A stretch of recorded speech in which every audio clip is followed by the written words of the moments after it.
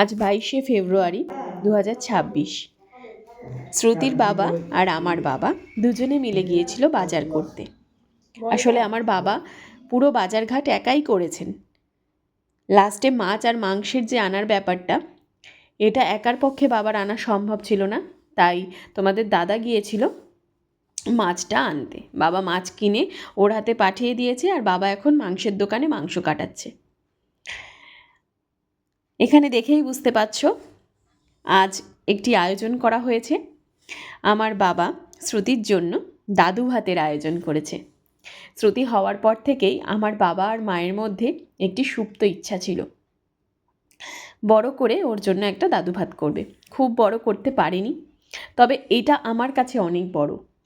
আমার বাবা নিজের সাধ্যের মধ্যে, ক্ষমতার মধ্যে থেকে যতটুকু আমার বাবার ক্ষমতা হয়েছে ততটুকু ভালোবাসা আমার মেয়েটার জন্য দিয়েছে, এটাই অনেক।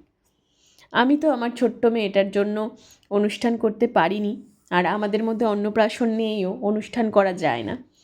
আর সৌরজার বড় করে জন্মদিন একবার করেছিলাম 1 বছর বয়সে, তো এবার আমি পারলাম না 1 বছর বয়সে আর জন্মদিন করতে। কিন্তু বাবার এই দাদু ভাতটা দেওয়ার কথা ছিল ওই 6 মাস পরে, যখন আমাদের অন্নপ্রাশন হয়ে যায় তার পরপরই 7-8 মাসের দিকে দিতে হয়। বিশেষ অনেক কারণের জন্য অনেক বাধা আসছিল, তার জন্য এটা ঠিক 1 বছর পরে করা হচ্ছে। তো বলতে পারো শ্রুতির জন্মদিন বা শ্রুতির দাদু ভাত যেটাই বলো, যা কিছু আজকের আয়োজন সব কিছু আমার মা আর বাবা মিলে করেছে।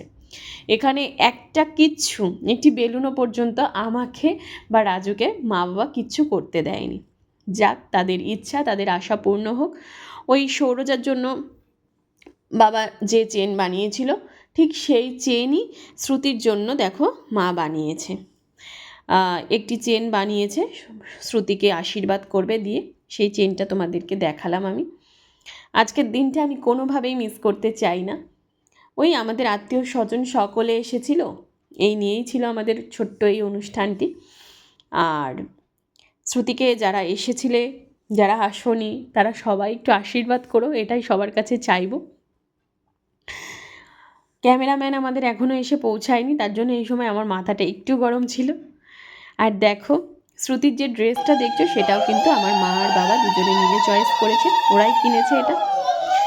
ধুতি আর পাঞ্জাবি মায়ের ইচ্ছা ছিল, আর ওকে একটা টোপর পরাবে, তো সেই মতনই আনা হয়েছে সমস্ত কিছু।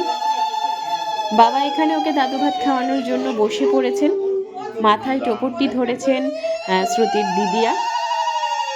আজকে যে পর্বটা তোমাদের সঙ্গে শেয়ার করছি, এটা কিন্তু পার্ট 1। এরপরে এর অনেকগুলো ভিডিও আস্তে আস্তে তোমাদের সঙ্গে আমি শেয়ার করতে চলেছি।